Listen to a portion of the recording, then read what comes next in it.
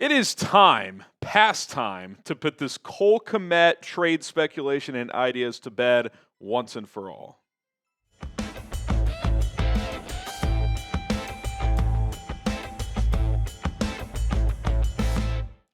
I'm Harrison Graham. This is Chicago Bears Now. And before we dive into this Kmet stuff, I want to remind you guys to subscribe to the channel. We publish free and daily videos. We go live at least twice a week, including today. Couldn't go live yesterday because of NBA free agency day one, but we're going to go live today around 4 o'clock, so turn on those noties. We react to breaking news. We do deeper dives in segments, analytical stuff here on the channel as well. Trying to get to 125,000 subscribers. The dead period's almost over, folks, so this is the time to subscribe to Bears Now.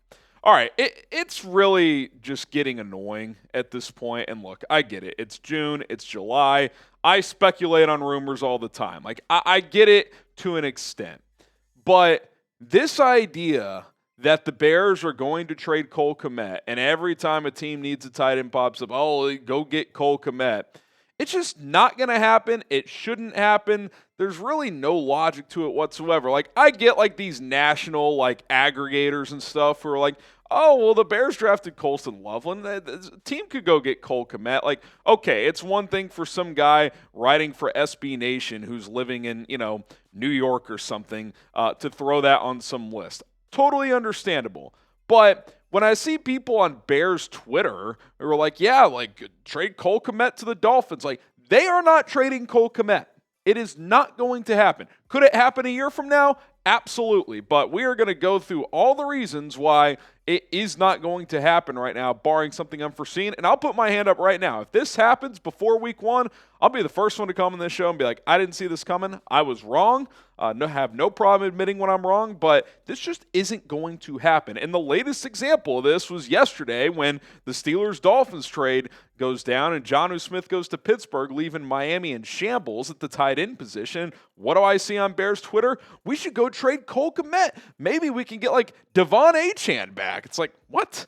First of all, Miami I don't think would trade Devon Achane back. And second of all, Bears are not going to trade Cole Kmet to Miami just because they need a tight end. And of course, when Pelissero reports that the Dolphins are now in on conversations with teams about adding a tight end, that even sparked it even further. Like, again, I understand to an extent. It's June, July. We're all starving for content. Believe me, I'm jealous of these teams who are making trades and wheeling and dealing. I would love to react to some big-time Bears news right now. But I just don't think the idea of trading Cole Kmet, A, makes sense, or B, is really even worth. Like, it's one thing to speculate about Trey Hendrickson, right? Big player, Bears could use a pass rusher, even though we all know it's a long shot. Like, I'm giving my opinion of why I would like to make that move.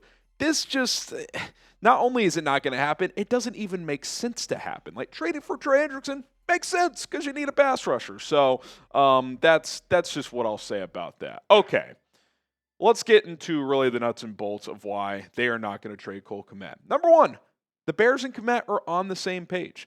Cole Kmet, when he spoke to the media for the first time following the draft pick of Colston Loveland, had this to say. He said, I think at first you're taking it back a little bit, but Ben Johnson was awesome about it in terms of calling me right away, explaining the decision. From there, you're just all on board and you understand their vision. The Bears want Kmet to be here. Kmet wants to be here and be a part of this. Of course, he's going to be a little taken aback when a tight end gets taken in the first round when he's in the middle of a 4-year, $50 million contract. I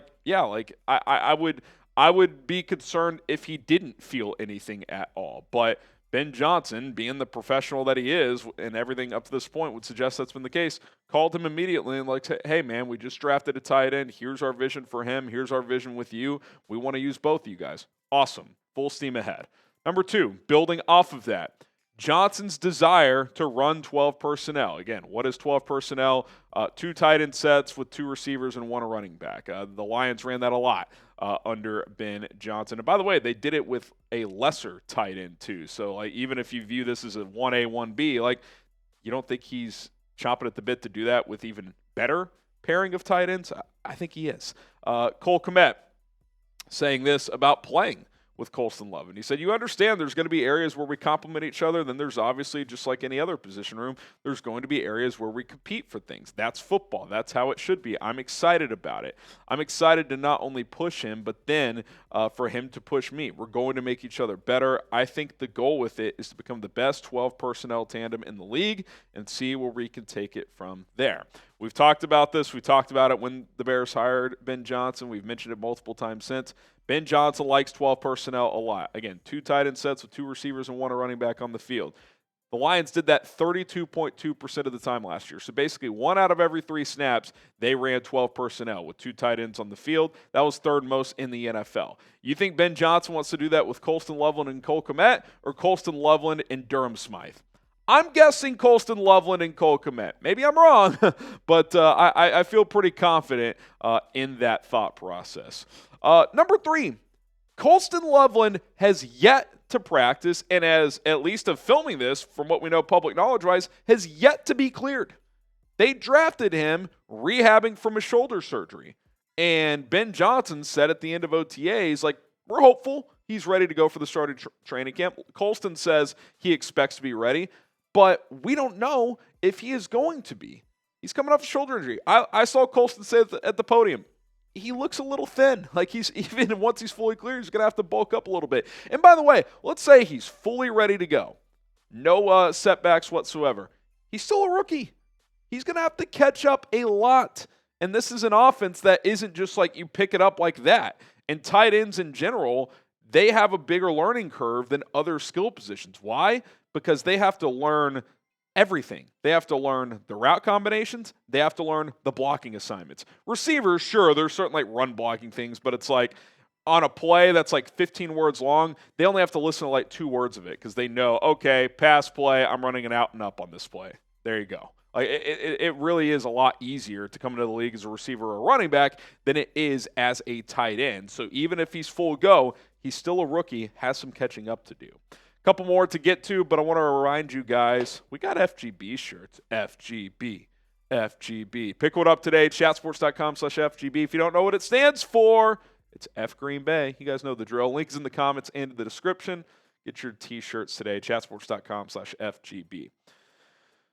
Let's face it, the rest of the Bears tight end room, just not that good, right? Like, Jonnu Smith is fine. Like, I think as a 3rd tight end, that's probably, standard in the league. Not an elite 3rd tight end, not a bad 3rd tight end. He's a 3rd tight end. Like, when they picked him up after the Dolphins cut him, I remember thinking, okay, like, if he's your tight end 2, that's pretty underwhelming, but he'll at least come in and block. He has familiarity with Ben Johnson. Ideally, he's a tight end 3. And that's what he is, because you brought in Colston Loveland. And, if Kmet or Loveland misses time, he can do the job. But you don't want him to be your permanent number 2 tight end, like for an entire season. That is not what you want. And I know that they've been hyping up Joel Wilson. I'm rooting for the guy. Seems like an easy guy to root for. But you've got a really good 1-2 punch. In theory, again, we've never seen Colston Loveland play in the NFL. Let's assume he's pretty good. But then it's a pretty big drop-off, right? Like, you don't want Jonnu Smith playing a heavy load. Ideally, he's, 8 to 15 snaps again. Jumbo packages. If Kmet or Lovelin needs a snap or 2 off, he can go in there and hold down the fort. But he's your 3rd guy.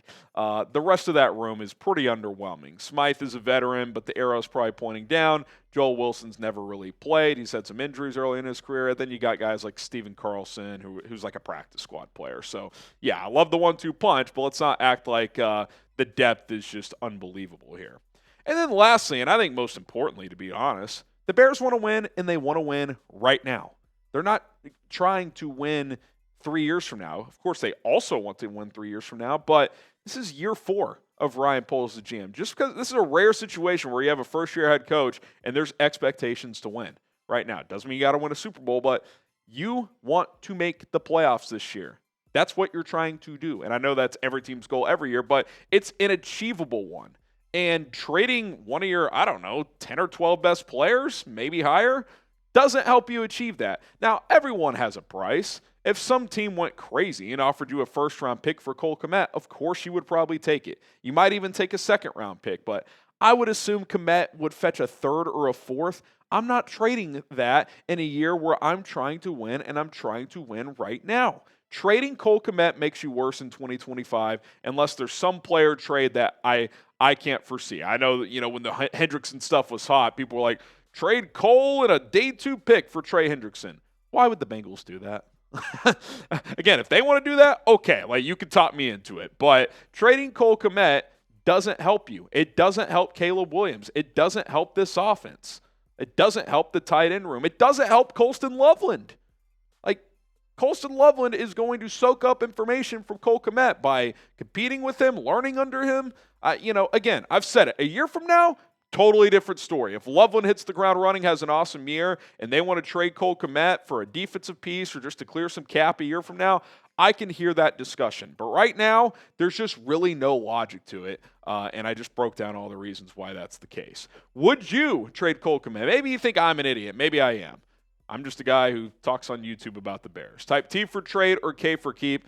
I'm keeping them, again, unless the nuclear scenario exists, like a first-round pick. But that's not going to be out there. And the Bears need Cole Kmet to be the best version of themselves in 2025. All right. Appreciate everybody for making it to the end of the video. Again, we will be live probably around 4 o'clock this afternoon to make up for yesterday's live show that did not happen. So subscribe and turn on notifications so you don't miss that. My name is Harrison Graham.